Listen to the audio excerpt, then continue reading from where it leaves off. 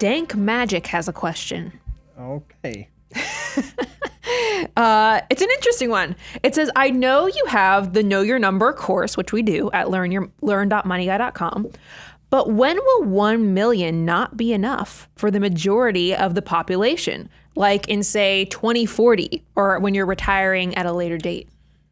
Again, this is a question we get all the time. Oh, you guys talk about millionaire status. Well, million is not going to be anything in the future. And what that shows me, someone clearly has an understanding of how inflation works. Our dollars in the future will not be worth the same that they are today. They lose purchasing power, so it requires more dollars in the future to buy the same amount of goods that we are able to buy today.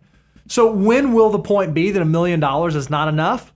I don't know. Right now, today, $1 million is not enough for some people to retire. And for other people, $1 million is more than they could ever fathom of needing for retirement because they have their social security and pension. They don't need any more than that.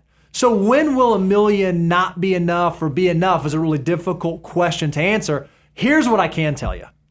You can't get to 2 million unless you get to 1 million first. And you can't get to 3 million unless you get to 1 million first. That's why on a lot of our deliverables out at moneyguy.com/resources, we'll show you, okay, how much does it take to get to 1 million? All right, well, what if I want to get to 2 million? Or what if I want to get to 3 million? That's why know your number is so important, so you understand what number am I shooting for? Because when we were going through it, when we were iterating, when we were building it, we said, hey, let's talk about this in terms of today's dollars. Like, I know that if I need $50,000 a year to live on today, but I'm not going to be living on my dollars until 30 years in the future, well, how much do I really need? How do I factor in inflation? And do I want to do a low inflation environment or a high inflation environment?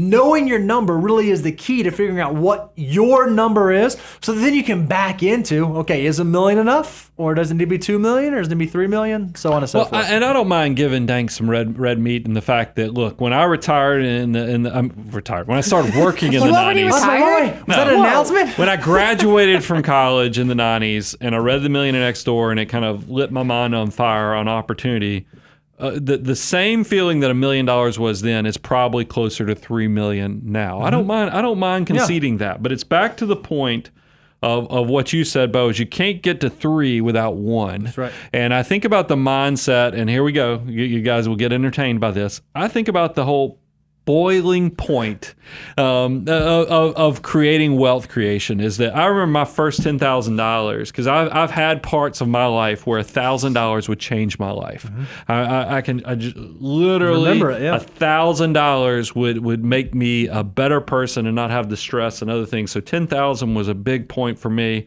And then you fast forward to 100,000, and once you get to 100,000, you start seeing the money build upon itself. You make 10% on $100,000, and you see that $10,000 it's grown over, not with your back, your hands, or your brain, just by your money growing on top of itself. You're off to the races. You're kind of reaching that critical boiling point of having escape velocity that this thing is taking off on you. So that by the time you reach 500,000, you're now amazed that months of work are being replaced just with your money growing upon itself.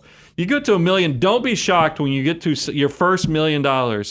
You'll be to $2 million probably within 3 to 4 years.